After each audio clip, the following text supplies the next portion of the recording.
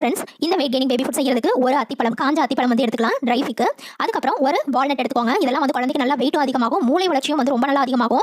இது கூட 2 பாதாம், 2 முந்திரி, அதுக்கப்புறம் கொஞ்சம் ட்ரை கிரேப்ஸ், ஒரு பேரிச்சம்பழம் இதெல்லாம் சேர்த்துக்கலாம். ட்ரை கிரேப்ஸ் கொஞ்சம் டைம் கழுவிட்டு இதில் மறுபடியும் கொஞ்சமாக தண்ணி சேர்த்து ஒரு 1 மணி நேரம் ஊற வச்சிருங்க. இப்போ இன்னொரு பவுலில் வந்து 2 டேபிள் ஸ்பூன் அளவுக்கு ப்ரௌன் ரைஸ் எடுத்துக்கிறேன். ப்ரௌன் ரைஸ் ரொம்ப நல்லது குழந்தைங்களுக்கு.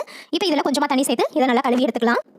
இப்போ ஸ்டவ்ல ஒரு சாஸ்பேன் வச்சுக்கலாம். இதுல நம்ம கழுவி எடுத்து வச்சிருந்த இந்த ப்ரௌன் ரைஸ் வந்து சேர்த்துக்கலாம். நம்ம வந்து பாத்திரத்தில் செய்யும்போது ப்ரௌன் ரைஸ் வந்து குக் ஆகிறதுக்கு கொஞ்சம் லேட் ஆகும். டக்குன்னு செய்யணும் அப்படின்னா நீங்க குக்கர்ல கூட போட்டு செஞ்சுக்கலாம். இப்போ இந்த ப்ரௌன் ரைஸ் கூட நான் கட் பண்ணி வச்சிருக்க ஆப்பிள் வந்து சேர்த்துக்கிறேன். தண்ணி வந்து நம்ம கொஞ்சம் நிறைய வைக்கணும், ஏன்னா ப்ரௌன் ரைஸ் வந்து ரொம்ப நேரம் குக் ஆகும். பண்ணிருங்க.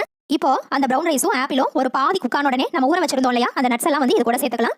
பாதாம்ல மட்டும் மேல இருக்கிற தோலை உரிச்சிட்டு சேர்த்துக்கோங்க. இப்போ இந்த நட்ஸ், ஆப்பிள், அதுக்கப்புறம் அந்த ப்ரௌன் ரைஸ் மூணையுமே வந்து குக் பண்ணி எடுத்துக்கலாம். குக் பண்ண எல்லாத்தையுமே வந்து ஆற வச்சுட்டு ஒரு மிக்ஸி ஜாருக்கு மாற்றிக்கலாம். இப்போ மிக்ஸி ஜாருக்கு மாற்றிட்டு இதை வந்து நல்ல ஒரு பியூரி மாதிரி அரைச்சு எடுத்துக்கலாம். ரைஸ் வந்து நல்லா வெந்திருக்கணும், அதை மட்டும் கன்ஃபார்ம் பண்ணிக்கோங்க.